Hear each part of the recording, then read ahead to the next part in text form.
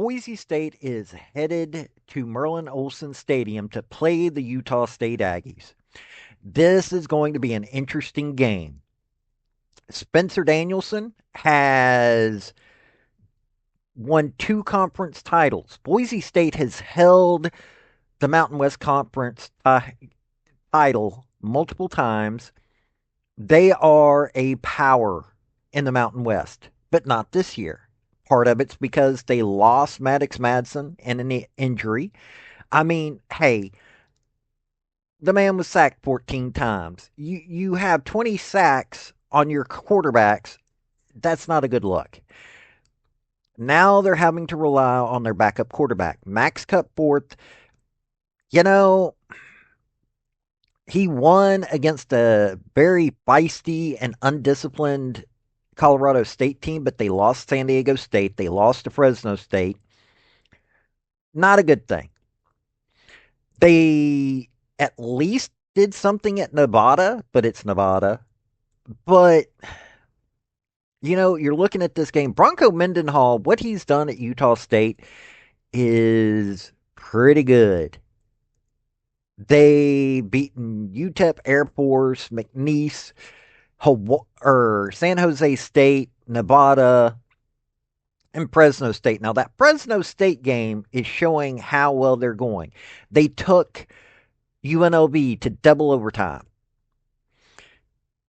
They didn't do as good against New Mexico. Hawaii was not that good. I mean, then again, though, but they scored 35 on the Vandy team, scored 22 on Texas A&M. This is a team that knows how to score. And let me tell you something. Maddox Madsen not being there for this game is going to be hurting them. They've got a shot at the Mountain West title again this year, but it's an outside shot. They have to win this game. This has to be a by the numbers win. I don't know if Spencer Danielson can do it. Not to mention, Bronco Mendenhall doesn't play games. He turns teams into winners. Was barely able to do that with Virginia, but still, he was able to do it with Virginia for a couple of seasons. He went 36-38, but he got them to 4 bowl games. He had 2 losing seasons, 2 half and half seasons, and 2 winning seasons. Now he is 6-5 at Utah State after going 5-7 at New Mexico. But Jason Eck took that program over, and you see what New Mexico's at. Utah State is an interesting team. They may never be a power per se in the Mountain West, but they're always going to be a dangerous one. Now, if you like Mountain West football, if you like G5 football, if you like college football, because I cover power teams as well, hit like, hit subscribe. It'll really help me out. Won't cost you anything. And if you want to be nice, I'm not saying you have to be, but if you want to be nice, hey, I got a Patreon down in my link tree down below. It would help me out, help me get some things for you that I've got in the works. I just need a little bit faster, or it would just help me get there a little bit faster. But let's get into this game. Hey folks, this is Paul with Redneck Sports. I want to thank you for viewing my video. And I want to give you one thought process. There was a famous coach at the University of Tennessee by the name of General Robert Nealon. He had 6 maxims, but number 2 maxim is what everybody should apply to their life. Play for and make the breaks. When one comes your way, score. That's how to live your life right there. Now, the list of injuries. They've got Ben Ford out, wide receiver. Maddox Madsen out. Chris Marshall, another wide receiver, out. Amarian McCoy, cornerback, out. Demetric Whitlock, wide receiver, questionable. Questionable is Hal Smith, offensive guard. Jake Steele, offensive guard, questionable. Chase Martin, linebacker, questionable. Sherrod Smith, cornerback, questionable. Yeah. Max Cutforth, 54 of 91, 59.3 completion rate, 516 yards total offense. He's thrown 1 touchdown, 2 interceptions, been sacked 6 times. This guy's not doing good. They got a rush game. Dylan Riley, 139 carries, 896 yards, 77-yard long run, 9 touchdowns. Sire Gaines, 134 carries, 700 yards, 46-yard long run, 7 touchdowns. Malik Sherrod, oh yeah. What did I just say about Malik Sherrod? Oh no, that was Sherrod Smith. I am sorry about that. See, I make mistakes. I'm not an AI. Malik Sherrod, 75 carries, 379 yards. He's got 44-yard long run, 4 touchdowns. Cameron Bates, a wide receiver, 5 carries, 75 yards, 2 touchdowns on a 35-yard long run in there. Yeah. Oh, and Seth Nose got one. Now they're going to be missing Maddox Madsen, who had 3 touchdowns. They have had 26 touchdowns on the ground. Through the air, now I'm going to have to go back. Let's see here. Leading wide receiver is out. So he's gotten 467 yards on 24 catches, but only 2 touchdowns. Latrell Capples, hey, doing better on catches, 40 catches, 463 yards, 3 touchdowns. The next leading one, out. Are you starting to see this? They got 17 through the air, but several of their key wide receivers are out. On the defensive side, only 19 sacks on opposing quarterbacks. That's not that good, not that bad. Got 25 pass deflections, but they do have 14 interceptions, and they've scored 3 times on interceptions. 7 forced fumbles, 6 fumble recoveries. Not bad, not good. It's an okay defense. Ty Benefield, their leading tackler, 83 tackles, 2 pass deflections, 2 interceptions, 1 forced fumble. Marco Notarini, 62 tackles, 1.5 sacks, 1 pass deflection, 1 fumble recovery. If you've got that big of a drop between your top and your second, that's not a good look because you're letting one guy do way too much work. Jeremiah Irby, 51 tackles, half a sack, 8 pass deflections, 4 interceptions, 1 fumble recovery. I mean, you're looking at this and you're going, it's an okay defense. They're relying way too much on one guy. Uh, Penalties, 81 penalties, 717 yards for the year, 65 yards a game. Not a disciplined team at all. On top of the fact of they're missing so many key players, it's not even funny. And I mean, you're taking a look at this when you go down through here, you're going,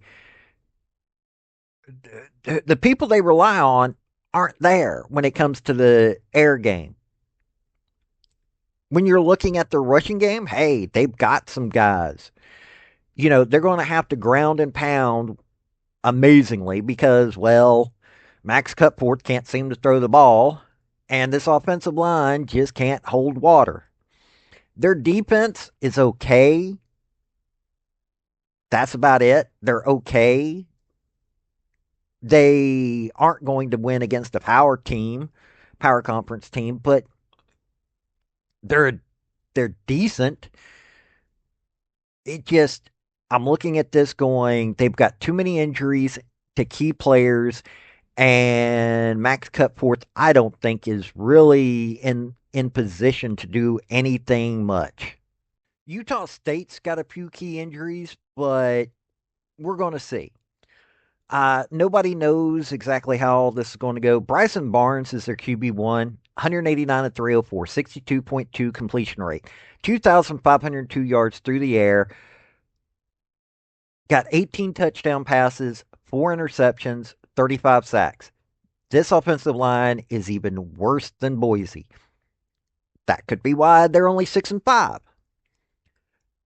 Now, Miles Davis, leading rusher, 118 carries, 689 yards, 64-yard long run, 7 touchdowns. But Bryson Barnes, not doing too bad himself. 158 carries, 644 yards, 58-yard run, 8 touchdowns. Javin Jacobs, 57 carries, 313 yards, 58-yard long run, 4 touchdowns. Got a few other guys. They got 21 rushing touchdowns.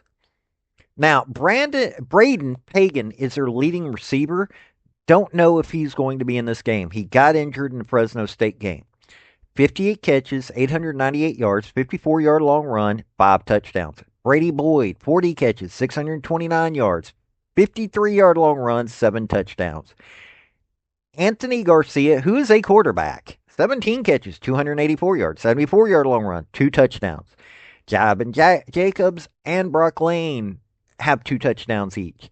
Miles Davis has 3 touchdowns. They got 24 through the air. They might have a few problems because of injury, but they've got a lot of guys.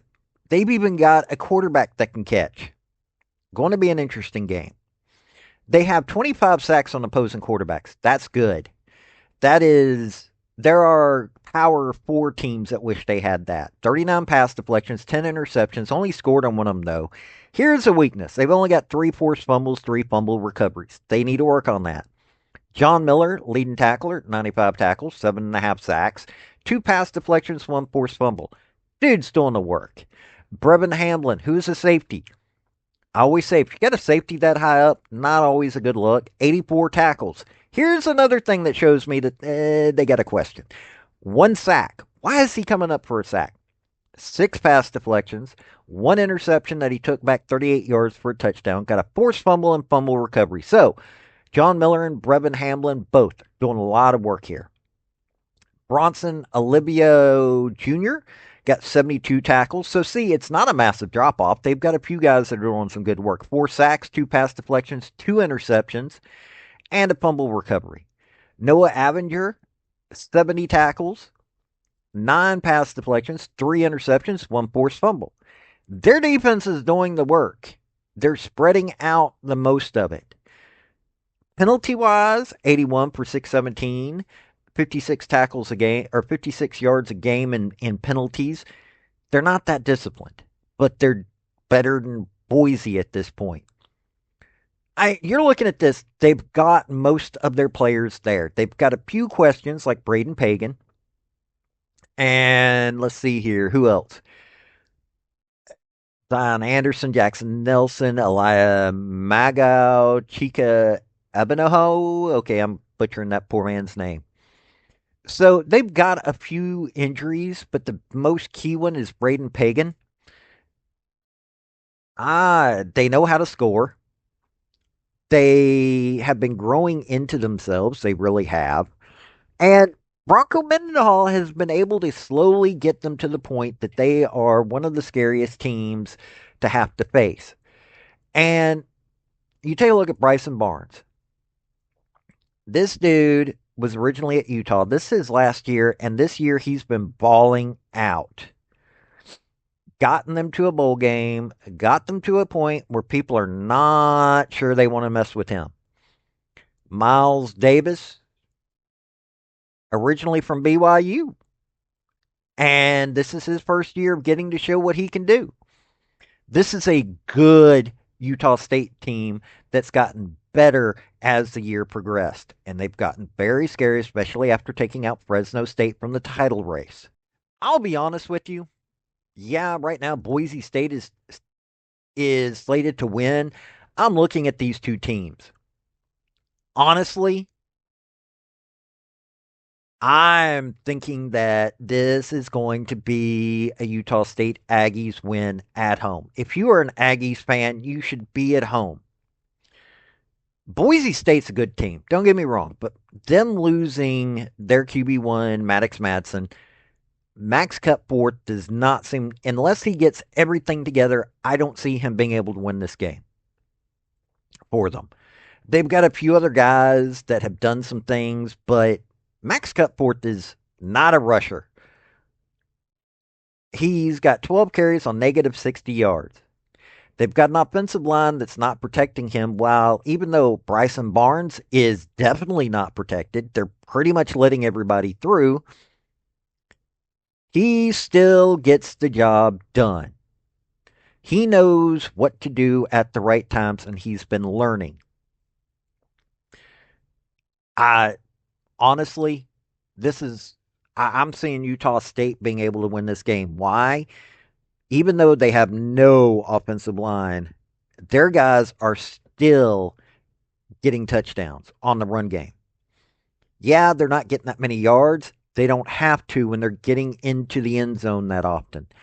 Their pass game is really effective. One of their most effective weapons, though, got a problem, but it's not like they can't turn to Brady Boyd. Not like they can't turn to Anthony Garcia, Jabin Jacobs, Brock Lane. Seriously, you've got too many choices here. And Boise State has got too many injuries. That's why I'm saying that 3.5 points. I'm glad I don't bet because even though I wouldn't want to bet against the Aggies in this one. But hey, just thought I'd tell you about this game. This been Paul with Redneck Sports. Y'all have a good day now. Bye. I want to thank you for watching my video. And if you like what you saw, like, subscribe, and comment. Y'all have a good day now.